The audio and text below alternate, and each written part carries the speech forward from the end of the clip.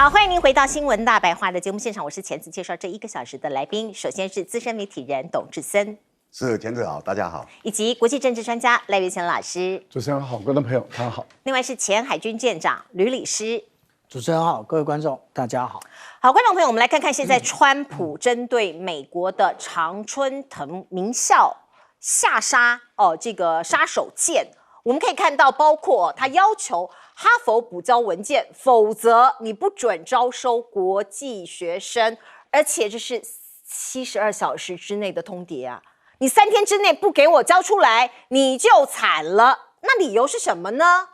川普政府说，因为你哈佛大学是煽动暴力、反犹太主义，并且跟中国共产党合作。有人说这是无的放矢。因为在校园里头，当时因为加萨走廊的事情，的确有学生出来游行，那这就是反犹太主义吗？可是川普很认真，你看到国土安全部已经下达了这个限制令啊。我们可以看到呢，包括他说，如果你72小时之内没有提文件，你以后下学期前才有可能，如果没有提的话你就没有办法拿到交换学生的这样子的一个认证，那你就不能招收国际学生那我们知道现在哈佛大学国际学生非常多，超过1/4，数字大概是6800名，当然也包括台湾、包括中国大陆、包括各国全球国家的学生那这些国际学生因为都是要缴全额学费的，除非你拿得到奖学金因为他学费很贵那对学校的财政贡献很大。那现在他们要全部转学还是怎么样？还是让他们回国？所以变成一个烫手山芋啊。可是哈佛的确啦，他很 tough， 他拒绝服从如果你川普施压我就服从，那我算什么？那你现在看到他面对多少压力？包括6个机关8项调查，哪些部门呢？司法部、教育部、卫生部、退伍军人事务部等等学校的研究伙伴被取消或者是遭冻结的联邦经费累积将近40亿。那我们知道呢，哈佛出了非常多的名人，像是习近平对岸中国大陆国家领导人的女儿，据说也从哈佛毕业的。那他是常春藤的名校嘛那常春藤名校通常会接受很多杰出校友的一个donate捐赠，所以光是这个学校哈佛它的捐赠的基金就有530亿美元，这么多富可敌国呀相当于南非或是荷兰的中央银行的存底，真的蛮可怕的。所以是不是这样引来 Mega 的仇恨呢？不知道可能嫉妒他又是精英这样子。那另外呢，哈佛有发声明他说停收国际生的决定是违法的。可是国土安全部长说我打算像其他的大学一样，我要做一样的制裁。美国国土安全部部长诺姆他说我们都要这样做啊，你是第一个啊，我们要起一个警示作用，反正你是这个领头的一个这个学校嘛。那现在各国都在讨论这件事，川普跟美国大学现在僵持在那里，到底谁会胜出？那美国人也做了民调我们看到超过1半的美国人不赞同川普在高等教育议题上的做法，有56%的人不赞同。那我们看到呢，川普真的是他再一次羞辱了一个国家的领导人，他把人家请到白宫做客，这是南非的总统拉马福沙请来白宫，可是你在羞辱他耶，突然突袭人家，手上拿着一叠厚厚的新闻报道，有图片有文章，然后说你看看你们南非干了什么事，把白人杀害这些是被埋葬的白人农民可是路透社立刻就发布了事实查核，他说这些照片是我路透社拍的呀，我有版权啊，这是2月在刚果民主共和国拍摄的照片截图，你乱搞乱兜，说什么是南非所以这个川普某种程度已经被打脸了啦，可是川普才不管嘞因为这个我们看到包括政治核实媒体 PolitiFact 调查显示说，川普的说法根本没有证据哦。很多的这个所谓的一些媒体的核实报道啊、查核报道都说，南非的确有白人农民遭到谋杀，可是这些案件非常的小，仅占南非每年27000多宗谋杀案的不到1%。意思是说，可能啊农场会被攻击，那有人是要取材嘛，有人是要去杀人取材。并不是针对白人哦，是要劫财，主要的目的是这样哦，所以川普这样做，很多小国看了真的觉得很刺心哦，包括这个叫做白宫审讯秀，你把人家叫到白宫，就跟乌克兰的那个泽伦斯基一样，然后狠狠的羞辱人家，突袭人家，所以 CNN 就说，川普变脱口秀主持人，你可能让全球的南方国家转靠中国，因为你看南非受到这样的对待，乌克兰受到这样的对待，如果你是南方国家，你会怎样？你不信任他，你有可能会靠向中国大陆。那我们再看到，包括这个习近平最近跟马克宏通了电话，说希望跟欧盟携手应对全球的挑战。这是在22号下午发生的哦。这是习近平应约马克宏通电话，说法方高度重视对中关系，愿与中方加强经贸投资以及各领域的务实工作。而另外呢，我们再来看看中国大陆跟荷兰的外长也同意半导体的合作要保持密切的沟通。这是王毅这个是荷兰的外交部部长费尔德坎普他们有6点共识。来，我们先请教赖老师。美国每一年有多少黑人被杀？那占他们的刑事案件到底占多少？我相信黑人被杀比白人被杀数量还要多，刑事案件还多。那在美国黑人被杀可以，但是在南非1%的刑事案件中就是那么一个白人被杀，就不可以，就说是种族灭绝。我觉得川普的这个做法在国际间站不住脚，他也得不到国际间的声援，国际间也不会站在川普的这个立场的地位。为什么？因为我们在强调，南非发生了100个刑事案件中，有1个案件他是白人，那就是你白人，你就是对白人的种族清洗。可是如果在非洲，每一年有多少黑人被杀，可能超过50%以上，但是那不叫做种族清洗。所以我觉得川普的这个操作，这个仇恨南非的种族主义或是什么，站不住脚啊。那更何况你把人家请来白宫，请到白宫来去羞辱人，那以后谁还要到你的家里面去做客啊？我觉得川普的这个做法已经先对泽连斯基这样做了，那对泽连斯基这样做已经引起世界的公愤，结果你现在又对于南非的总统做这件事，我相信那么白宫的那一个所谓的这个在火炉前的那一个座位，很多人就没有兴趣了。我觉得川普把自己搞砸了。另外，我个人是认为对哈佛大学的这个做法，因为这个国土安全部部长被记者问到说，是不是只针对哈佛大学？他说没有，对美国的各大学都要比照办理。那我跟各位观众朋友简单的讲一下，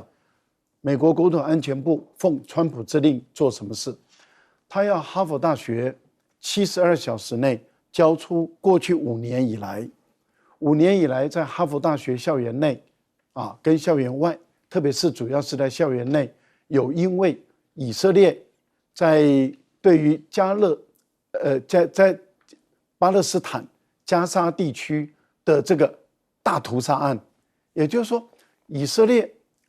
去杀害这个加沙地区的巴勒斯坦人，杀了2万人、3万人、4万人，这样子一种大清洗、大屠杀，杀了这么多的老弱妇孺，引起全世界各大学的公愤。我记得在去年的时候，我刚好去欧洲，那也到我的母校巴黎大学去。我刚去的时候，我就看到很多的大学生，法国的各大学生、老师们、学生们、研究生们都站到街头，在校园内举行抗议。他们抗议以色列人的大屠杀，他们抗议以色列人对于巴勒斯坦人的杀害，尤其是老弱妇孺的杀害，大家都看不下去了。欧洲人看不下去，美国人的大学生也看不下去，里面包括哈佛大学的老师，也包括哈佛大学的学生。那在这些学生有申请集会、游行、抗议，学校也有录影查证。现在的情况是这样子，国土安全部的部长要哈佛大学把这个录影的这个文件、视频要交出来，而且要把外籍学生的背景资料要交出来，他们要进行 AI 的脸孔识别去辨认说有哪一些人去示威、抗议、游行，他们把它栽赃抹黑，去表达抗议事件的都是反犹太主义、反种族主义。你看一个国家的政府，他可以这样子抹黑到这个地步，明明白白的是抗以色列对平民百姓的杀戮，他把它解读成为是反犹太主义。不要忘了，在当时美国有多少犹太人的团体站出来反对以色列的杀戮，那难道那些犹太人也是反犹太主义吗？我觉得一个国家的政府不可以坏到这个地步。是，这的确让人家觉得非常震惊哦。美国会发生这样的事情，出来自由表达意见，应该是美国最重要的价值之一，而且是在大学里头，你居然现在要秋后算账，董哥。你讲的价值是过去的价值那这几年都变了。从川普第一任当总统，整个美国社会就完全变了，是我们所陌生的美国，不是过去自由民主开放的美国你知道哈佛大学这个校长叫贾博他很带种，他是犹太的医生他是犹太人那川普现在假装要替犹太人要争取一些权益，其实贾博根本不放在眼里。怎么讲呢？我举个例子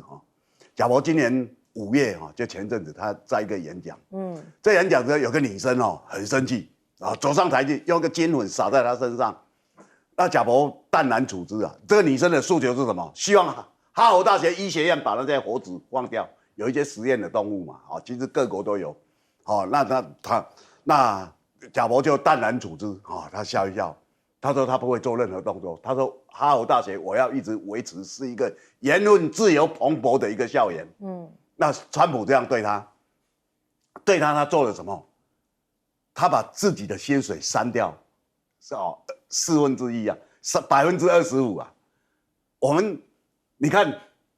如果你对照台湾台湾行政院的预算被合理的删了以后，拿那个公务预算来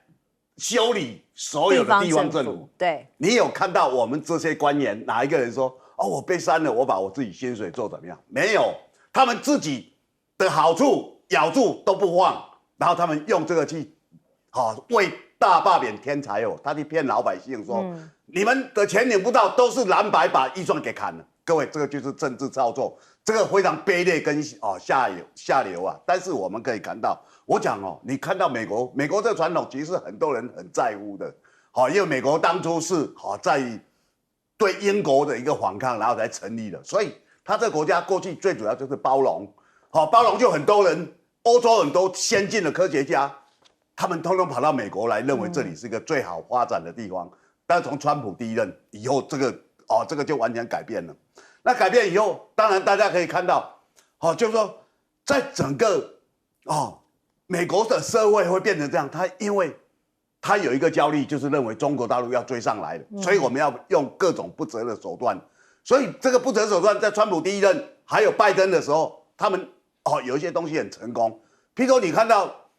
荷兰现在跟王毅谈成这样，荷兰那时候是美国要求他光刻机不准卖给中国大陆，不能让中国大陆进步。他那时候是妥协艾斯摩尔那时候是妥协，我们节目也讨论过对不对？可是他现在觉得不行。我们听川普的话，最后是没有好处的。美国每天对我们颐指气使，我们听他的，最后是很倒霉的。过去加拿大听美国的，把孟晚舟把他抓起来，结果美国怎么对付加拿大？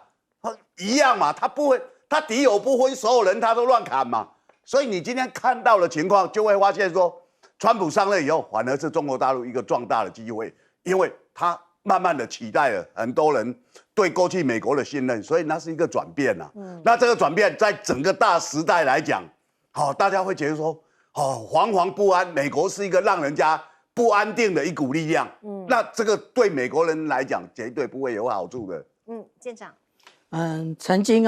美国是全世界大家共同的 American Dream 的一个来源，而且他们强调的也就是民族大熔炉，可以容忍以及承认那个族群之间的一个文化多元性啊。可是从川普这一连串的动作，就代表着美国已经走入另外一个时代了。那其实我们看到有这么多的外籍学生，其实带给美国非常多的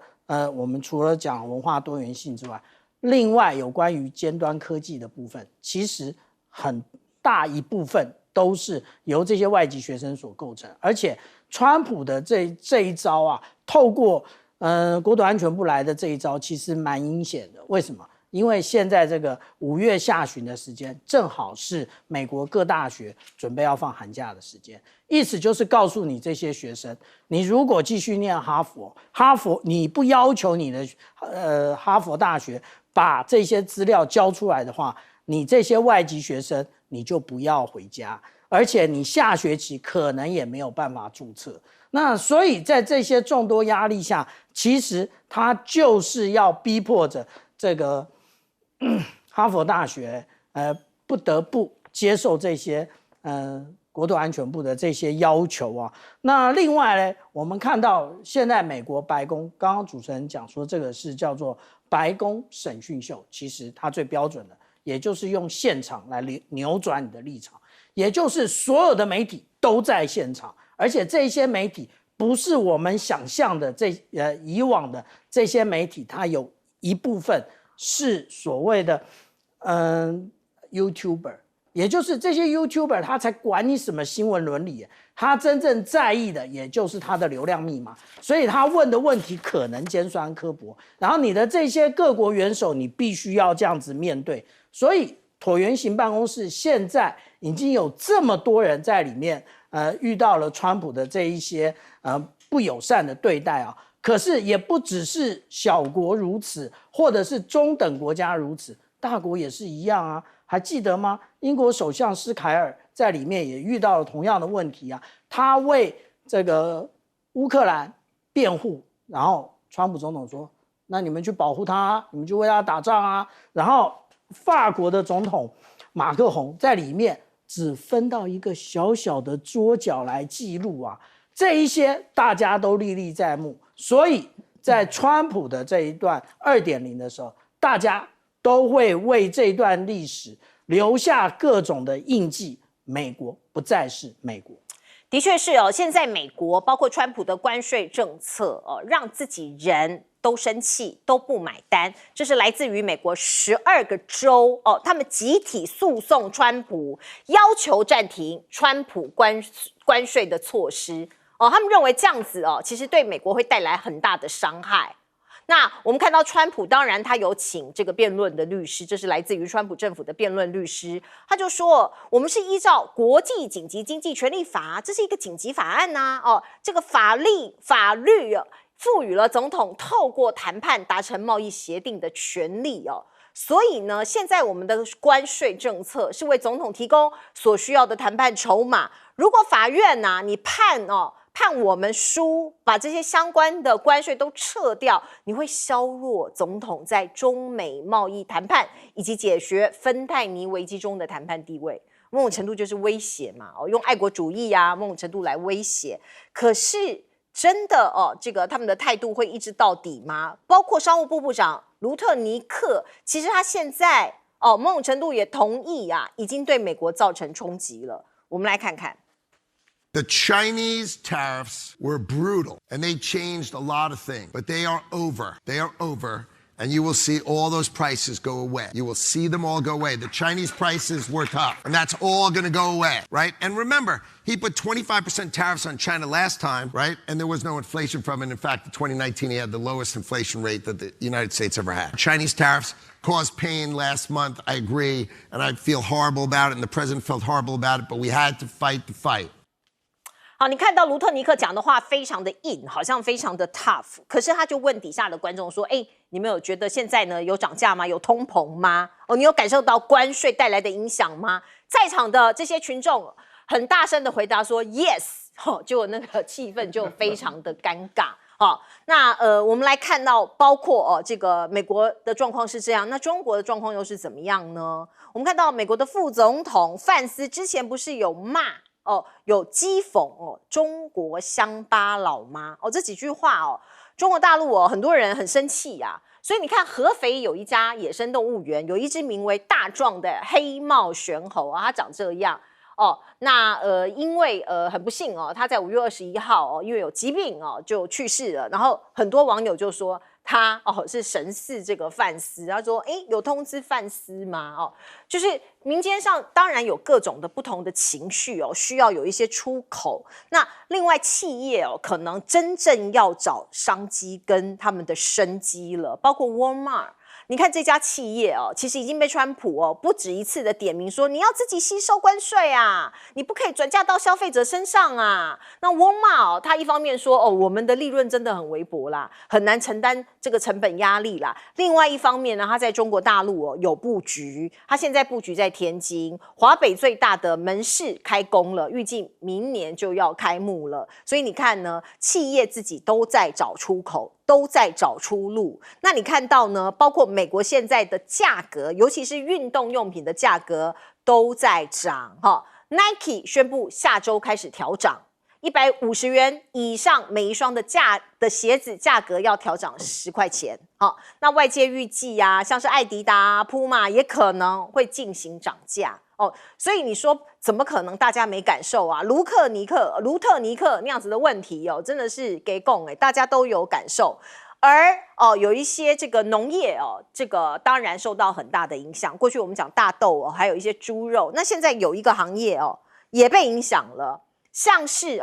默默出口赚钱赚外汇的美国畜牧育种产业，现在也变成受害者，因为他们过去就是呢把这些什么种猪啊这些相关的东西出口出去就是配种，那这个价值是数百万美元他们自己悄悄的赚钱，可是现在也不行了这个订单也都没有了，所以他们也很伤脑筋。可是呢，这个影响最基础的层面是在家家户户的。我们就来看美国有一家媒体就邀请经济学者走进他家的厨房，实际看看到底有哪一些不是 Made in China。我们来看看。Where was that scooper made? Hold on, I'll find out. Scooper, made in China. Made in China. Yep, made in China. I don't want you to burn yourself looking, but it's very likely that was also manufactured in China. Let me check it. Yep, made in China. Now these mugs, where are they made? Yep, made in China. 所以你要怎么样脱离？你看来宾都笑，你要怎么脱离这个中国制的这些产品呢？那你要对它加高关税，那一定就是消费者首当其冲嘛。我们再来看看澳洲的央行副行长他在《华尔街日报》这个根据这个受访的这个报道内容，他是这样讲的。他蛮惊讶的，中国大陆充满自信能够挡住美国的关税战，而且中国大陆不想要人民币贬值。他说他很震惊啊。澳洲大多数的公司都跟中国合作的前景非常乐观。那而撑过这种乐观的是2025年今年年初中国市场情绪的转暖就是都转热了，而且对中国政府将采取必要的手段维持经济活力的信心所以有很多的细节大家都可以留意，像是我们看到北京智库这一位学者他是中国宏观经济研究院的院长黄汉全，他就说有一些关键领域的脱钩风险还在没有那么乐观他也在这个做一些警告，像是半导体AI 这些高科技的领域，还有钢铁、铝这些基础工业类品，还有药品等民生产品都会被纳入脱钩的范围，也就是美国要把这些都脱钩不让中国大陆这个拿到各种的这个制造的一些机密。我记得刚开始川普要开始打贸易战的时候那很多的经济学家都估计说，中国大陆采取的应对的方式是让人民币贬值。那我记得我们在这个节目里面，我的判断是说不会，因为人民币的贬值对于货币的稳定没有好处。第二个呢，就是中国大陆早就准备好了要应战，所以他根本不需要让人民币贬值，因为你如果让人民币贬值，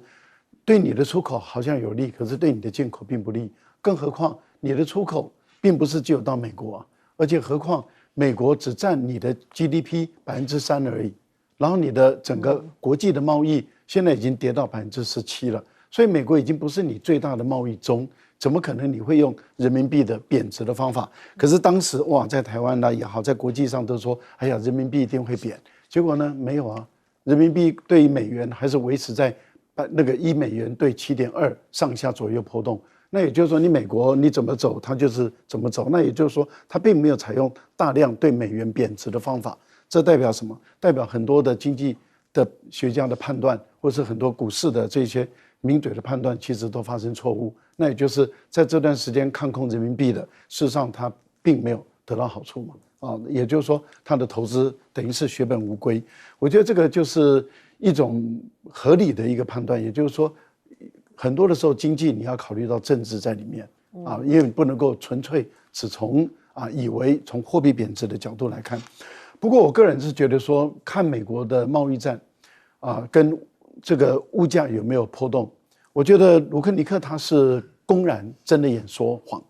所以美国的听众当场就给他打脸了说物价明明上涨。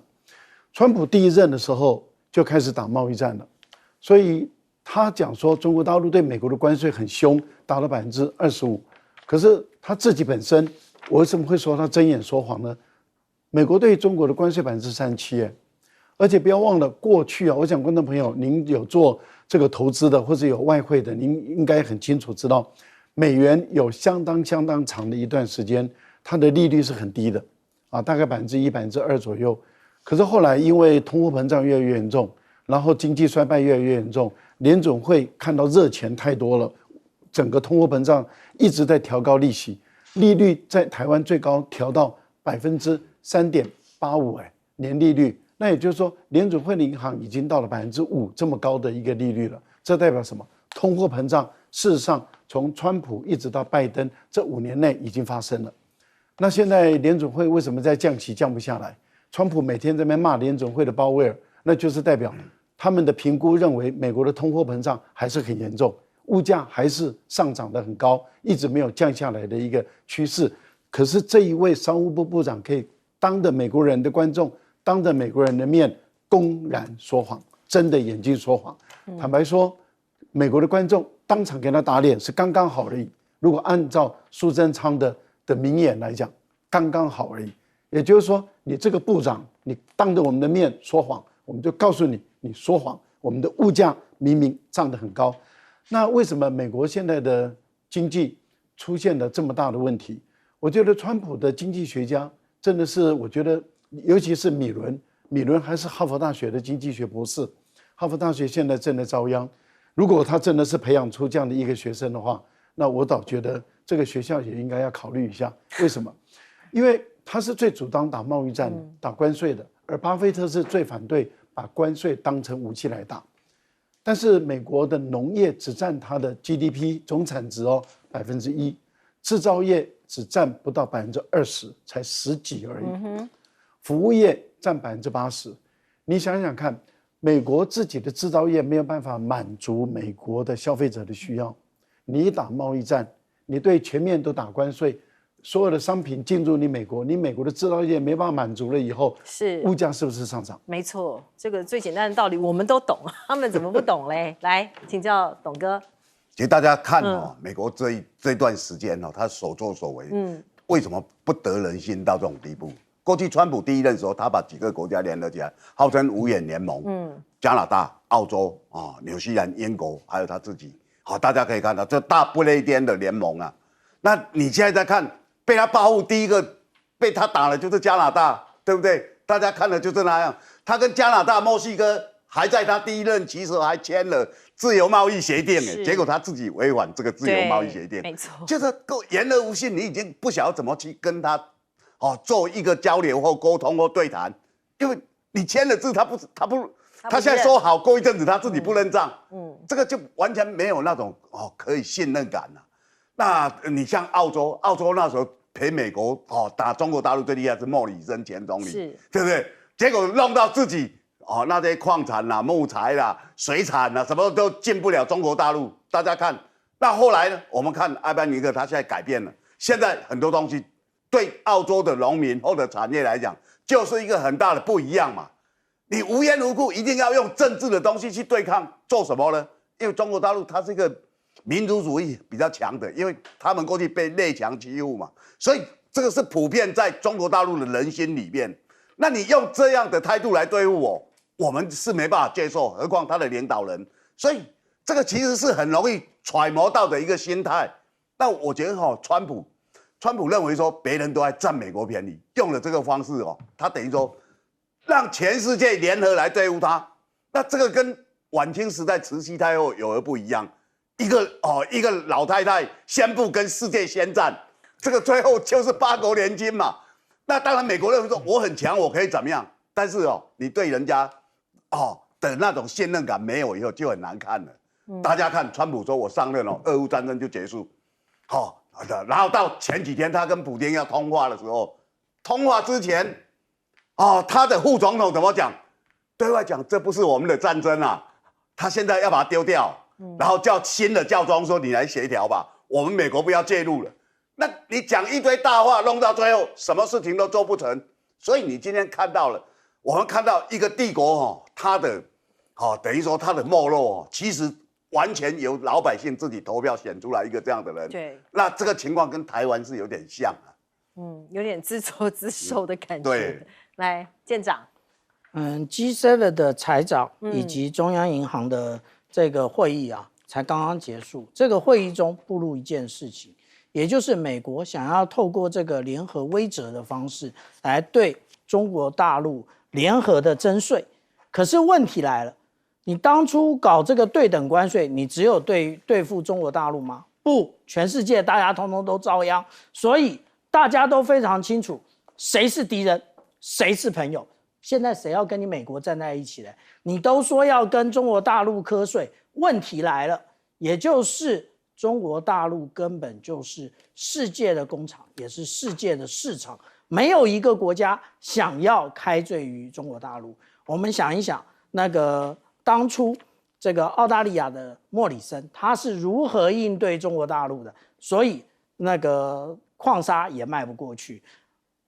红酒也卖不过去，那个龙虾也卖不过去，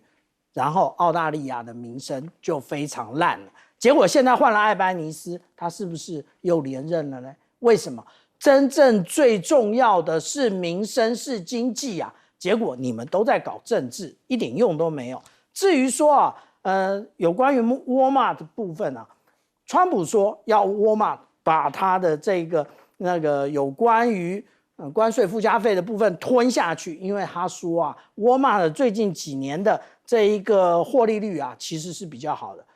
这个是沃尔玛的自己的努力沃尔玛的已经不是我们以前想象那种廉价品的沃尔玛。沃尔玛现在呢，它还有做差异化，也就是说呢，它对于这一些收入比较高的，它有进行这一些生鲜蔬果的冷链，然后直接送到你家，所以它可以赚到更多的钱。结果你要叫它跟 Amazon 一样，把这个关税吞下去，而且还不可以显示在账单上面。但是他认为这样美国的这些老百姓就无感吗？怎么可能啊？美国老百姓有一大部分通通都是跟电商购买。现在电商是什么状态？电商就是会把这个关税附加费直接的列在上面，让大家清楚的知道川普加税对于个人的影响到底是什么。我们不要忘了现在如果沃尔玛遇到这个情形，沃尔玛今天的新闻，它要裁员1500人，这只是冰山的一角我们有想到痛苦指数是什么？除了通货膨胀率之外，另外一个也就是失业率。当所有的企业都因为获利锐减的时候，它要开始裁员，也就是失业率会慢慢的提升，然后大家的痛苦指数全面的提高，你川普的期中选举就很悲凉了。我们把镜头转到印巴大家知道印巴战争已经告了一个段落，全世界也都知道巴基斯坦赢了这一回合，可是印度偏偏不这么想，除了大内宣之外，他现在要进行大外宣。你看到他来真的印度派出7支辛多尔行动全球宣讲团，他把来自不同党派超过50名成员组在一起有这些国会议员，还有前部长，把他们派去全球32个国家，还有欧盟总部进行宣讲。意思说我们要告诉大家巴基斯坦的叙事巴基斯坦的叙述是错的，我避免你联合国安理会被误导。所以要去扭转大家的认知所以我说这是大外宣团队。那我们看到这个莫迪显然他非常在意这件事情他说我现在血液里流的不是血，是辛多尔就是这个印巴冲突的那个战争的代号是由印度来这个发起的。我要向巴基斯坦发出强烈的讯息，巴基斯坦永远无法在与印度的直接战争中获胜。输了不承认还要扭转别人的印象真的是服了他。那莫迪又说我这个水就不给你了你巴基斯坦不会从印度控制的这个河流获得水资源。可是现在巴基斯坦很糟糕，因为它有80%的农地因为你水关起来了，上游的水关起来，它没办法灌溉所以现在北京传出要出手相救因为巴铁就是他们跟巴基斯坦是铁哥们，印度呢要关巴基斯坦的水源那中国大陆就加速水库的工程救援，说是要协助加速建设莫赫曼德水电站把水赶快抽起来，然后给这个巴基斯坦来用。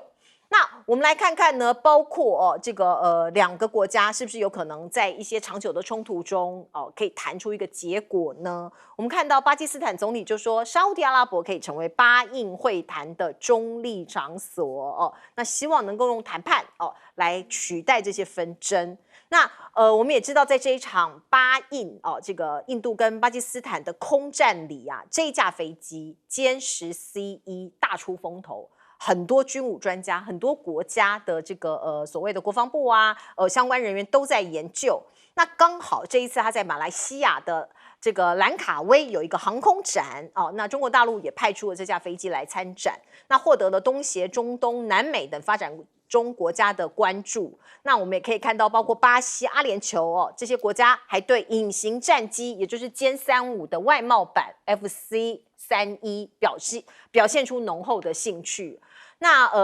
包括马来西亚的副总理他去参观的时候说，这款飞机非常的先进，所以外界就在想，马来西亚是不是有意采购这一款战斗机？因为过去可能很多武器都是由美国来供应的嘛跟美国买，而巴黎有航空展，那现在呢，法国他就很刻意再把它的标风放在歼10旁边就是2架仇机这个军武迷说是仇机来较劲。而另外我们再来看看，包括在这一场印巴冲突空战里头，还有建功的是霹雳火。我说霹雳火就是它的这个空对空导弹叫中国霹雳15，因为它表现也很突出那非常成功的在100公里的超视距范围内锁定，而且击中的目标，展现出强大的技术优势跟作战能力，所以现在也引起了一些军贸市场的话题跟关注那也有人希望就是北约罕见的认证它是地狱使者，而且得到了一个正式的代号叫亚巴顿这个中文的意义叫做地狱使者。那另外我们再来看看这是印太地区的一个这个中国大陆跟印度洋沿岸的伙伴国进行在空中、陆地还有海上的演习，包括印度洋这里这个已经扩展了。那从红海一直到马六甲海峡都部署了反潜作战能力的资源所以这是也在分析中国大陆的武力的布局。来请教赖老师。对莫迪来讲，真的是一个挫败了因为他原本就是有计划的、准备的，对于巴基斯坦进行攻击，他就借由他们所发生的那个悲剧，就是4月22号被杀了25个人的这个悲剧，他们是有计划的要去惩罚这个巴基斯坦，他们认为是巴基斯坦政府所做。即使巴基斯坦再怎么说，我们由联合国来调查嘛，我们都配合调查，那印度莫迪他不为所动。所以他认为，他这一次的战争一定会取得绝对的胜利，所以他是有备而来。战斗机的数量派的也比巴基斯坦多，陆军的各方面的都比巴基斯坦多，然后对巴基斯坦进行攻击，空对地的攻击，事实上造成的学校清真寺被炸，接着就发生了空战1个多小时。这个空战那当然就是出乎意料了，也就是这个巴基斯坦完胜，印度是全败。那您刚刚提到的霹雳15，您想想看，法国的阵风战机绝对它的飞行员一定发现它被锁定，一定会采用各种逃脱的各种战斗技术，一定会打出各种泄光弹来作为引导，但是这一些全部都失效，不管是幻象战机，不管是阵风战机最先进的欧洲最先进的4.5代战机，不管是米格，不管是苏30，所有的做的所有的逃逸的这种方式，避开被导弹打到的方式，全部都失效。这代表什么？代表这一款导弹的作战效能非常的好啊！也就是说，北约他们一看就知道这个导弹的功能太强了，因为它已经经过实弹的验证，说这是一款非常好的导弹。这是第一个。第二个，整个中国的战斗系统啊，这个还有这个我们看到的歼10C的战斗系统都是非常的优异，非常的稳定。那这样的情况当然就会引起了大家的高度的关注嘛。好，现在印度最麻烦的地方是在哪里？其实他们是在出口转内销，这个跟台湾很多的时候一样。台湾例如说想要去所谓的加入卫生组织的时候，你看就会花了一些钱，然后在这个日内瓦拍一些照片，然后就赶快传回国内，然后就结束了他们的任务，他们就可以去 happy 了，去 shopping， 去观光旅游啊等等，去这个日内瓦那边喝杯咖啡啊等等，愉愉快快再吃一点cheese锅哈，那个愉快一下嘛。那但是他们的工作完成了，现在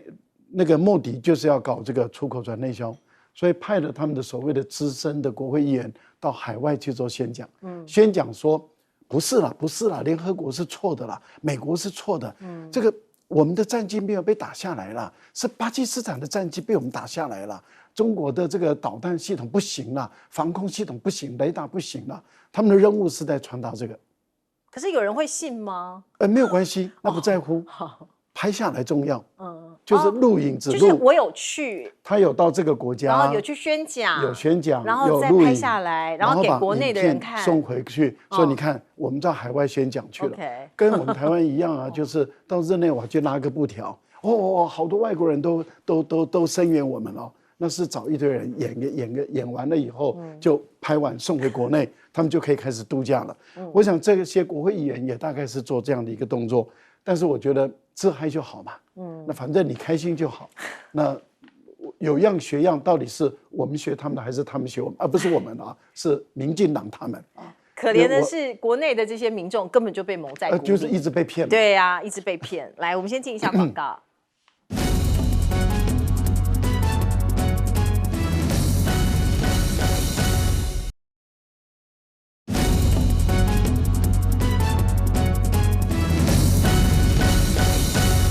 我们请教舰长，怎么看这个水资源被截断之后，巴基斯坦的处境？其实啊，当初中国大陆要在雅鲁藏布江的上游建水坝的时候，这个印度很多意见。那其实那个在有关于喜马拉雅山区建水坝的，当初一开始抗议的国家很多啊，连湄公河流域的国家都抗议。可是现在大家发现，其实中国大陆并没有使用这样的一个水资源武器，真正用的就是抗议的印度啊。因为啊，你心里在想什么？你以为别人也都会跟你一样吗？那现在他这样威胁巴基斯坦啊，那但是呢？那个中国大陆立刻出手相救，不过啊，这个速度可能会缓不济急。为什么？因为我们现在看到的这一个就是莫赫曼德水坝，那它其实它是在去年8月的时候，它才进行合拢之后，它这里盖了一个水电站，它让水先经过水电站，然后它这里合拢，然后继续往上浇筑水泥啊。那不过浇筑水泥啊，因为以前我曾经看过中国大陆在讲这一个喜马拉雅山区的水坝，他讲说你不可以一次全部灌下去，你要有时序的。为什么？因为水泥它在凝固的过程当中会放热，那放热，如果你的分量放得太多的话，面积太广的话，未来会造成裂缝。那至于说啊，有关于现在大家都还在讨论的那个印巴冲突中间的，无论是歼10或者是霹雳15啊，那我必须讲啊，这个真是啊，10年寒窗无人问，一举成名天下知啊。也就是其实巴基斯坦它是体系化的建军，它从我们讲到说有关于它的预警机，一直到它的防空飞弹，一直到它的歼10，还有霹雳15，全部用的都是大陆的装备，所以它可以获知这样的战果。你只想买霹雳15，或你只想买歼10的话，你达不到这个战果的。那我们也可以看一下啊，这个是霹雳15，霹雳15它最重要的是有什么？它这是一个双向的数据链，也就是飞弹飞行的过程当中呢，它只要接收这个讯号，从这个尾端来接收地面的那个雷达站，或者是接收预警机给它的讯号。那我们看到这一个是什么？这个是它的相位阵列的这个雷达，这个雷达跟以前我们所看到这种机械式的完全不同。那它可以创造最大的一个雷达孔径，然后去追瞄目标，所以才会像赖老师刚刚讲到的，你被锁定了，根本无处可逃。是，谢谢。来，我们进一下广告。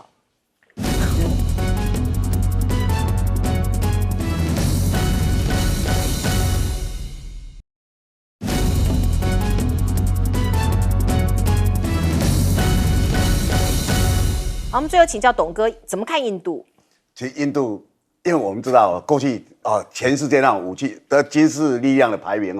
美国苏俄国，然后中国，然后印度排第4嘛。他那时候他自己也很自负。那巴基斯坦排12，对，所以过去他们2个都有冲突，可是都有核武，都有一些节制。那印度这一次老脸挂不住，他认为巴基斯坦根本不是我对手，就是我太强了嘛，我那个基本的武器比你强太多了。可是他们忽略了，现在战争是打一个系统，是，这个系统就是一个团队，就像我们现在苹果供应链，它下面要有个供应链，你多厉害也没有用。苹果手机如果没有台积电能干嘛？对不对？它也完全没有作用。所以就是现在的概念就这样。那印度不晓得巴基斯坦它现在已经从中国大陆拿到它整个系统，它有预警机，有霹雳15，那飞机其实它的等级大概跟 F-16也差不多而已。但是它整个系统配合起来的话，打的就是一个团队的团体战的话，印度就完全束手无策，他被锁定只能被锁定，就要打你就只能打你。他现在碰到情况这样，所以他们很吃惊，发现说怎么可以这样？他在双边在川普调停火第5天以后，就开始说我要用水断你的水来报复你。他们过去2个国家签过12次停火协定，是这停火协定就一直签也没用。那印度现在主要是老脸挂不住，所以就到处去做大宣导，这跟我们的民进党很像啊。